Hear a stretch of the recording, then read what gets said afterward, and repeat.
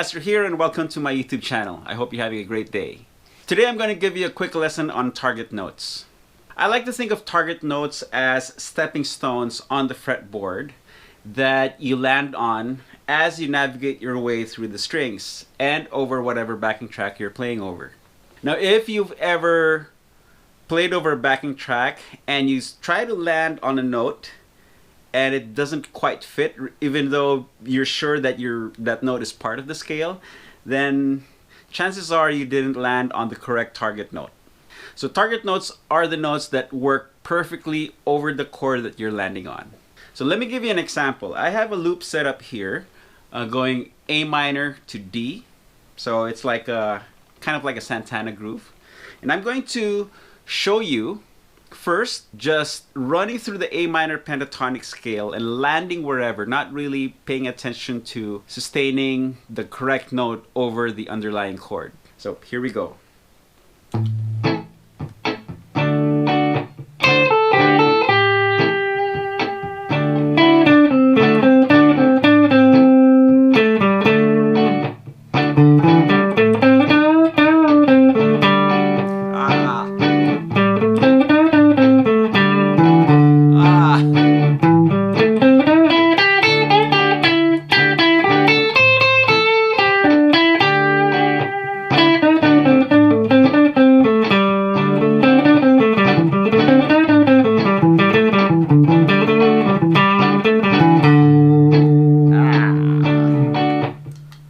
Okay, that you can see the reaction on my face. It's not comfortable. Now I'm going to play over the loop again, and this time I will make sure that I will target the correct notes that fit over the underlying chord.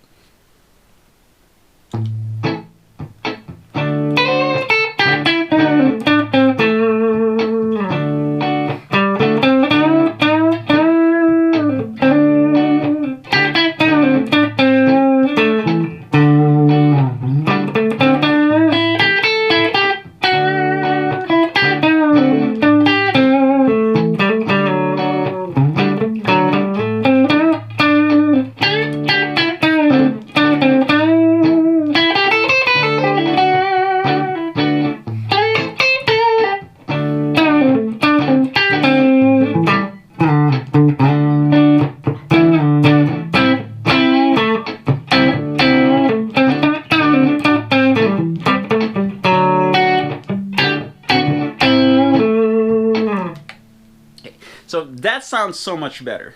Now, for those of you watching this video really closely, you're probably sitting there and saying, hey, you're not playing everything in the pentatonic scale. Oops. Well, see, that's the beauty of the target notes, because even though some notes may fall out of the scale or the scale pattern that you're using, it will still work. Now, our target notes are the notes of the underlying chord. So in this case, we have A minor and we have D. Right? These two chord shapes fall neatly within the confines of the A minor pentatonic scale. So this is your A minor pentatonic.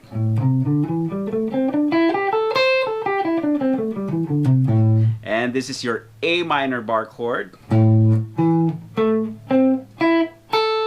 Now the next chord is D. Basically what I was just doing was ending my licks on any one of those target notes depending on where I'm at in the backing track. So if I want to play this lick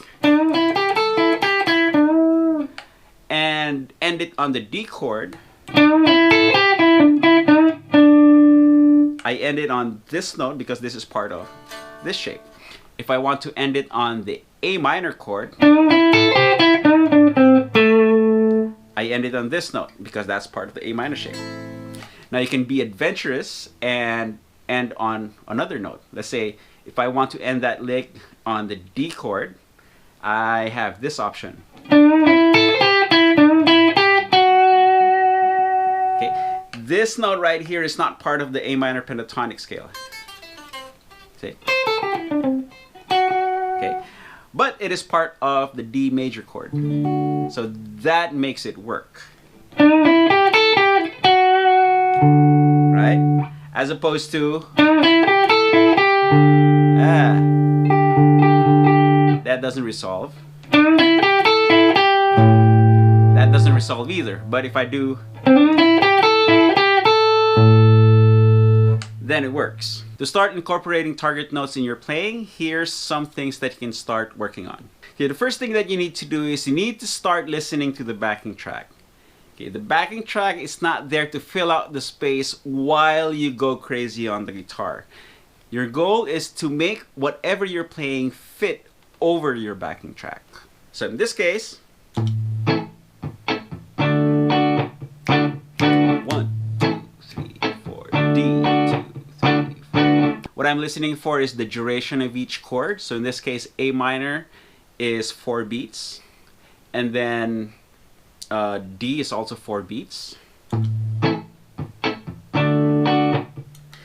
D, it starts slightly earlier when you put it against the pulse of the music.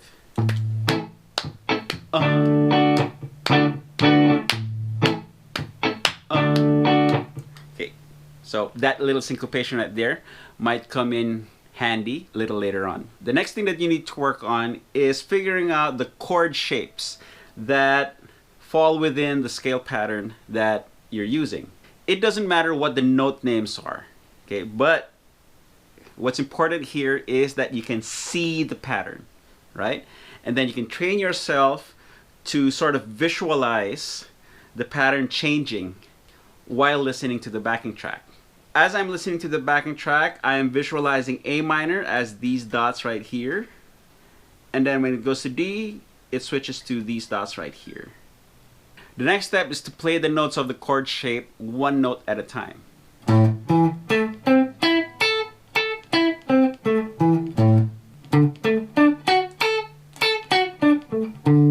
Okay. Then you play them over the backing track.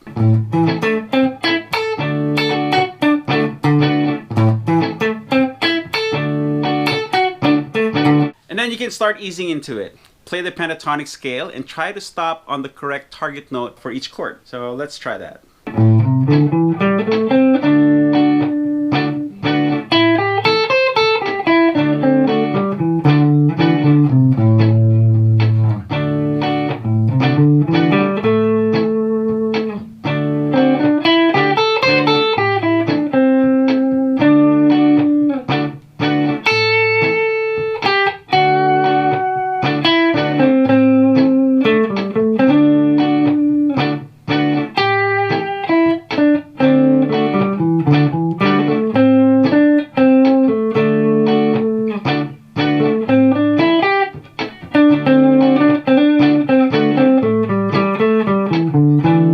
Oops, it's wrong.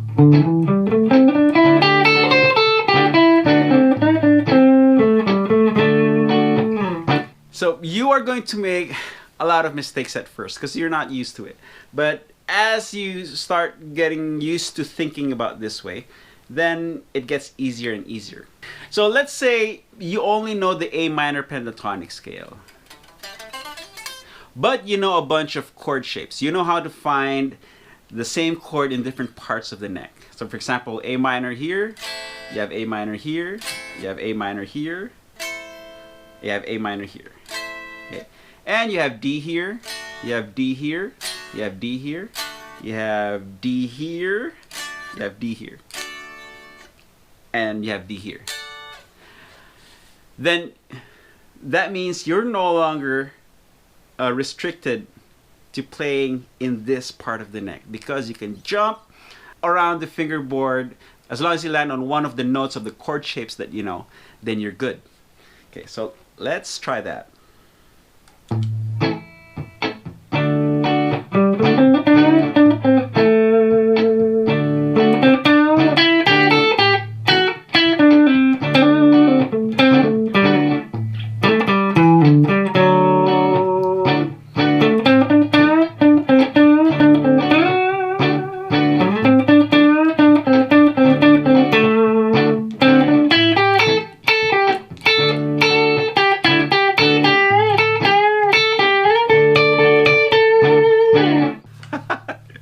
That's fun. Let me walk you through what I'm doing. pentatonic, and on A, and on D, and on A down here, D here, A, D,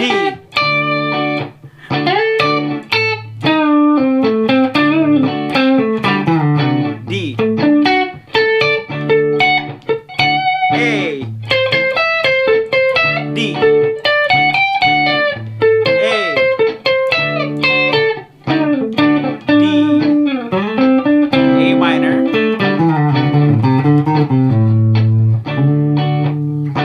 okay. So there you have it. That's the basic idea of how to use target notes. If you dug this lesson, please give it a thumbs up, like, share it with your friends. And if you want more, check out the rest of the videos here on my channel. Subscribe while you're at it. And if you want the perfect t-shirt for your practice sessions, please check out my merch store where you can get your own Practice Makes Perfecto t-shirt. As always, I welcome your comments, suggestions, and interactions, so just put them in the comments box below. I read every single one.